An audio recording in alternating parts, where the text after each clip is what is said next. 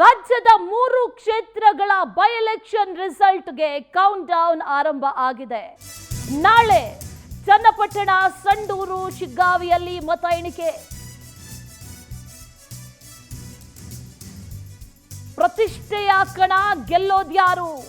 ಒಂದೇ ಒಂದಿನ ಉಳಿದಿರೋದು. ಕೌಂಟ್ ಡೌನ್ ಆರಂಭ ಆಗಿದೆ. ಚನ್ನಪಟ್ಟಣ, ಸಂಡೂರು, ಶಿಗ್ಗಾವಿಯಲ್ಲಿ ಮತ ಎಣಿಕೆಗೆ ಸಿದ್ಧತೆಗಳನ್ನ ಈಗ ಮಾಡಿಕೊಳ್ಳಲಾಗ್ತಾ ಇದೆ.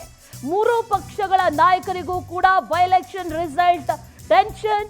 ಚನ್ನಪಟ್ಟಣದಲ್ಲಿ ಸಿಪಿ ಯೋಗೇಶ್ವರ್ ವರ್ಸಸ್ ನಿಖಿಲ್ ಕುಮಾರಸ್ವಾಮಿ ಬಹಳ ಕುತೂಹಲಕ್ಕೆ ಕಾರಣ ಆಗಿರುವಂತಹ ಕ್ಷೇತ್ರ. ಸಂಡೂರಿನಲ್ಲಿ ಅನ್ನಪೂರ್ಣ ತುಕಾರಾಂ ವರ್ಸಸ್ ಬಂಗಾರು ಹನುಮಂತ್. ಇನ್ನು ಶಿಗ್ಗಾವಿಯಲ್ಲಿ ಭರತ್ ಬೊಮ್ಮಾಯಿ ವರ್ಸಸ್ ಯಾಸಿರ್ ಪಠಾಣ್. ಕಾಂಗ್ರೆಸ್ ದೋಸ್ತಿ ಮಧ್ಯೆ ಈ ಬಾರಿ ನೆಕ್ ಟು ನೆಕ್ ಫೈಟ್ ಇದೆ. ಯಾರಿಗೆ ವಿಜಯ ಮಾಲೆ ಬೀಳುತ್ತೆ ಅನ್ನುವಂತ ಪ್ರಶ್ನೆ. ಈ ಚುನಾವಣೋತ್ತರ ಸಮೀಕ್ಷೆಗಳೆಲ್ಲವೂ ಕೂಡ ಬಂದಿದೆ. ಒಂದಷ್ಟು ಭವಿಷ್ಯವನ್ನ ನುಡಿತಾ ಇದೆ ಚುನಾವಣೋತ್ತರ ಸಮೀಕ್ಷೆಗಳು. ಆದ್ರೆ ಆ ಸಮೀಕ್ಷೆಗಳೆಲ್ಲ ನಿಜ ಆಗುತ್ತಾ ಅಥವಾ ಆ ಸಮೀಕ್ಷೆಗಳು ತಲೆ ಕೆಳಗಾಗುತ್ತಾ ಅನ್ನೋ ಪ್ರಶ್ನೆ ಕೂಡ ಈಗ ಕಾಡ್ತಾ ಇದೆ. ಬಹಳ ಕುತೂಹಲವನ್ನಂತೂ ಮೂಡಿಸ್ತಾ ಇದೆ ಈ ಉಪಚುನಾವಣಾ ಫಲಿತಾಂಶ. ಏನಾಗುತ್ತೆ ಅನ್ನುವಂತ ಪ್ರಶ್ನೆ. ಅಭ್ಯರ್ಥಿಗಳಲ್ಲಿ ತಳಮಳ, ಜೊತೆಯಲ್ಲಿ ಕೌಂಟ್ ಡೌನ್ ಆರಂಭ ಆಗಿದೆ. ಮತ್ತಷ್ಟು ಡೀಟೇಲ್ಸ್ ಅನ್ನ ನೀಡ್ತಾ ಹೋಗ್ತಾರೆ ನಮ್ಮ ಪ್ರತಿನಿಧಿ ರೂಪೇಶ್ ಬೈಂದೂರು. ನೇರ ಸಂಪರ್ಕದಲ್ಲಿ ಜಾಯಿನ್ ಆಗ್ತಾ ಇದ್ದಾರೆ. ರೂಪೇಶ್, ನಾಳೆಗೆ ಕೌಂಟ್ ಡೌನ್ ಉಳಿದಿರೋದು ಕೆಲವು ಗಂಟೆಗಳು ಮಾತ್ರ. ಅಭ್ಯರ್ಥಿಗಳಿಗೆ ಒಂದು ರೀತಿಯಲ್ಲಿ ತಳಮಳ ಆದರೆ ಈಗಾಗಲೇ ಒಂದಷ್ಟು ರಿಸಲ್ಟ್ ಅನ್ನ ಈ ಮತದಾನೋತ್ತರ ಸಮೀಕ್ಷೆಗಳು ಕೊಟ್ಟಿದೆ. ಅದೆಲ್ಲವೂ ಕೂಡ ನಿಜ ಆಗುತ್ತಾ ಅಥವಾ ಹರಿಯಾಣದ ಮಾದರಿಯಲ್ಲಿ ಎಲ್ಲವೂ ಕೂಡ ಉಲ್ಟಾ ಆಗುತ್ತಾ ಅನ್ನುವಂಥ ಭಯ, ಪ್ರಶ್ನೆ ಕಾಡ್ತಾನೆ ಇದೆ. ಡೀಟೇಲ್ಸ್ ಅನ್ನ ಕೊಡೋದಾದ್ರೆ ರೂಪೇಶ್. ಅಶ್ವಿನಿ, ರಾಜ್ಯದಲ್ಲಿ ಒಟ್ಟಾರೆಯಾಗಿ 3 ಕ್ಷೇತ್ರಗಳಿಗೆ ಉಪಚುನಾವಣೆ ನಡೆದಿತ್ತು. ಹೀಗಾಗಿ 3 ಪಕ್ಷಗಳು, ಯಾಕಂದ್ರೆ ಮೈತ್ರಿಕೂಟದಿಂದ 2 ಸ್ಥಾನಗಳು, ಅದೇ ರೀತಿಯಾಗಿ ಇಲ್ಲಿ ಕಾಂಗ್ರೆಸ್ 1 ಸ್ಥಾನ ಗೆಲ್ಲುತ್ತೆ ಅನ್ನೋದು ಸಮೀಕ್ಷೆ ಹೇಳ್ತಕ್ಕಂಥದ್ದು.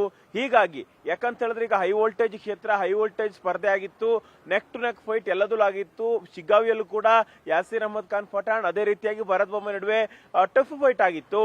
ಹೀಗಾಗಿ ಅಲ್ಲಿ ಸಮೀಕ್ಷೆಗಳು ಹೇಳಿರುವಂತೆ ಇಲ್ಲಿ ಯಾಕಂತ ಹೇಳಿದ್ರೆ ಶಿಗ್ಗಾವಿಯಲ್ಲಿ ಭರತ್ ಬೊಮ್ಮಾಯಿ ಅವರ ಕೈ ಮೇಲಾಗಬಹುದು ಅನ್ನುವಂತ ನಿರೀಕ್ಷೆಗಳು ಹೇಳ್ತಾ ಇದ್ದಾವೆ. ಅದೇ ರೀತಿಯಾಗಿ ಇಲ್ಲಿ ಸಂಡೂರಿನಲ್ಲೂ ಕೂಡ ಆಡಳಿತ ಪಕ್ಷ ಕಾಂಗ್ರೆಸ್ ಫೇವರ್ ಆಗಬಹುದು. ಯಾಕಂತ ಹೇಳಿದ್ರೆ ಇನ್ನು ಬಿಜೆಪಿಯಲ್ಲಿ ಗೆದ್ದಿಲ್ಲ.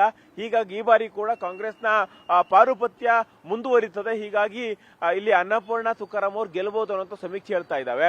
ಅದಾದ ಬಳಿಕವಾಗಿ ಮತ್ತಷ್ಟು ಹೈ ವೋಲ್ಟೇಜ್ ಇಡೀ ಭಾರತದಲ್ಲೇ ಸುದ್ದಿ ಅಂತ ಚನ್ನಪಟ್ಟಣ ಕ್ಷೇತ್ರದಲ್ಲಿ ಕಾಂಗ್ರೆಸ್ಗೆ ಮುಖಭಂಗ ಆಗುತ್ತೆ. ಜೆಡಿಎಸ್ ಅಭ್ಯರ್ಥಿ ನಿಖಿಲ್ ಕುಮಾರಸ್ವಾಮಿ ಅವರು ಗೆಲ್ತಾರಂತೇಳಿ ಹೇಳಲಾಗ್ತಾ ಇದೆ. ಹೀಗಾಗಿ ನಿಖಿಲ್ ಕುಮಾರಸ್ವಾಮಿ ಅವರು ಗೆದ್ರೆ ಒಂದಷ್ಟು ಲೆಕ್ಕಾಚಾರಗಳು ಬದಲಾಗುತ್ತೆ.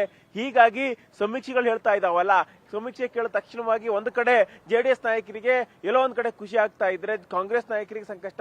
ಯಾಕಂತ ಹೇಳಿದ್ರೆ ಕಾಂಗ್ರೆಸ್ ತುಂಬಾ ಶಿಸ್ತಿನಿಂದ ಚುನಾವಣೆ ಮಾಡಿದೆ. ಚನ್ನಪಟ್ಟಣದಲ್ಲಿ ಡಿ ಕೆ ಶಿವಕುಮಾರ್ ಹೋಗಿ ಪ್ರಚಾರ ಮಾಡಿದ್ರು. ಅದಾದ ಬಳಿಕ ಸಿಎಂ ಸಿದ್ದರಾಮಯ್ಯ ಮಾಡಿದ್ರು. ಇಡೀ ಕ್ಯಾಬಿನೆಟ್ ಹೋಗಿ ಪ್ರಚಾರ ಮಾಡ್ತು. ಮೊದಲು ಗೆಲ್ಲುವಂತ ವಾತಾವರಣ ಇತ್ತು.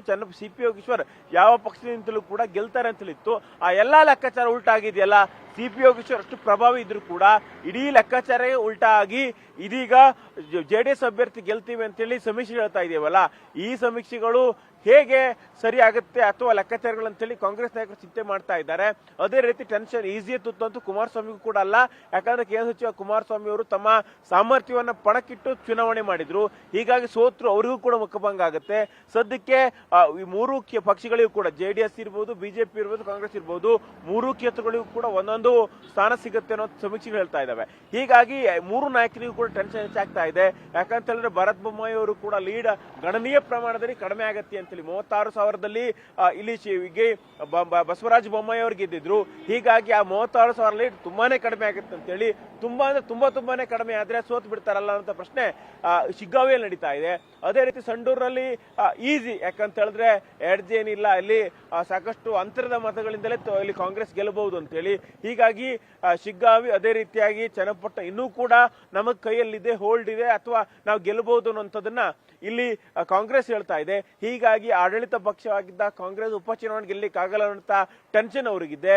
ಬಿಜೆಪಿಯಲ್ಲಿ 1 ಸ್ಥಾನ ಮಾತ್ರ ಗೆಲ್ಲಿಕ್ ಸಾಧ್ಯ ಆಯ್ತಲ್ಲ, 3 ಸ್ಥಾನ ಗೆಲ್ತೀವಿ ಅಂತ ಹೈಕಮಾಂಡ್ ಭರವಸೆ ಕೊಟ್ಟಿದ್ದೀವಿ.